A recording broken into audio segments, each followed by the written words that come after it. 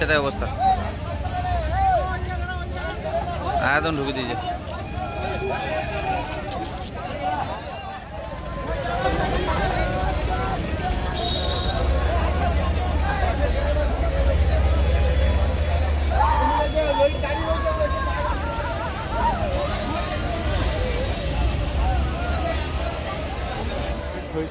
একটা mini bus টাইপের যে গাড়ি, ওখানে কিছু তীর্থযাত্রী ট্রাভেল করছিলেন, তো তাদের গাড়িটা একটা ট্রাকে ধাক্কা মারাতে অ্যাক্সিডেন্টটা হয়েছে।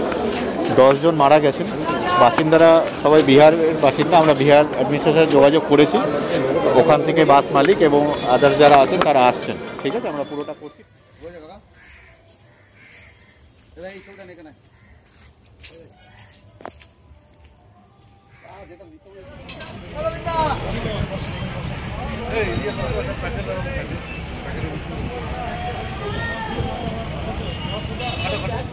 आज हमारे बर्धमान में एक एक्सीडेंट हुआ था, उसमें से काफी लोग बिहार से आए थे। वो लोग गंगासागर दर्शन के लिए आके वापस जा रहे थे। 10 लोग का मौत हो गया, उसमें से 8 आदमी है और 2 औरत है। 6 बच्चों को एक्सीडेंट है, उसमें एक लड़के का हालत बहुत सीरियस है, उसको SSKM भेज रहा है। बाकी 4 लोग इधर एडमिट है, उनका भी कंडीशन थोड़ा सीरियस है। बाकी सब लोग ठीक है। हम प्रशासन की तरफ से पूरा हम लोग व्यवस्था कर रहे हैं और मेडिकल कॉलेज की तरफ से भी पूरा ट्रीटमेंट का भी इंतजाम हो रहा है। कहाँ से गए थे ये लोग मोतियाबाड़ी करके एक जगह से बिहार से आए थे, गंगासागर दर्शन के लिए आए थे। श्रद्धालु लोग, पुण्यार्थी लोग थे और वापस लौट रहे थे। राष्ट्रीय राजमार्ग पर हुआ है, राष्ट्रीय राजमार्ग पर हुआ है घटना, राष्ट्रीय राजमार्ग पर नेशनल हाईवे पे हुआ था ये घटना। ठीक है।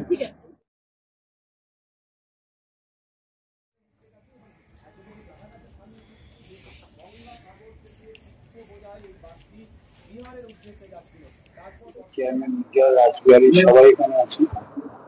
এখানে মোট 41 জন অ্যাডমিশন আছে, 10 জনের কাম গেছে।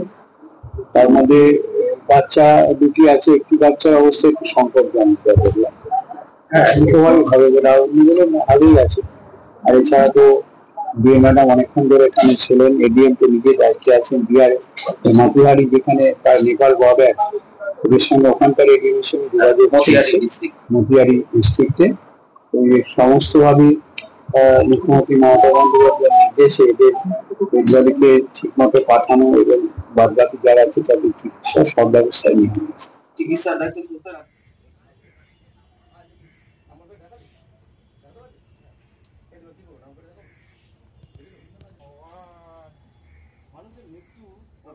সমস্ত রাজ্য সরকার নিয়েছেন।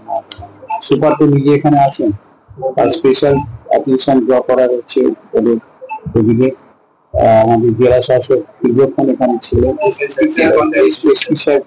এখনো আছেন, তার লাইনে আছে। কারণ এই নিজেদের উপরে পাঠানোর ব্যবস্থা এখন অনেকটা 20 ঘন্টার যান। তাই এডিএম স্যার তাদের সব ব্যবস্থাপনা সব নেওয়া হবে যাতে ডেড বডি ঠিক মতো যেতে পারে, কঠিনের মতো ব্যবস্থা করা হবে। রাজ্য সরকারের দায়িত্বই, পশ্চিমবঙ্গ রাজ্য সরকার মমতা যে কাজটা করেন, এখানে বেশিরভাগই পুণ্যার্থী ওই দিক থেকে আগত মানুষ এখানে এসেছিলেন। তো তাদের আমি দেখলাম যে যারা আছেন হাসপাতালে তাদেরও খাবার দেওয়া হচ্ছে সম্পূর্ণ, যেহেতু শ্রাবণ মাস উপোসের মাস, অন্য কিছু খাবেন না, একদম ভেজিটেরিয়ান খাবারও কিন্তু প্রত্যেকের বেডে আছে সব চিকিৎসা দিন চিকিৎসা।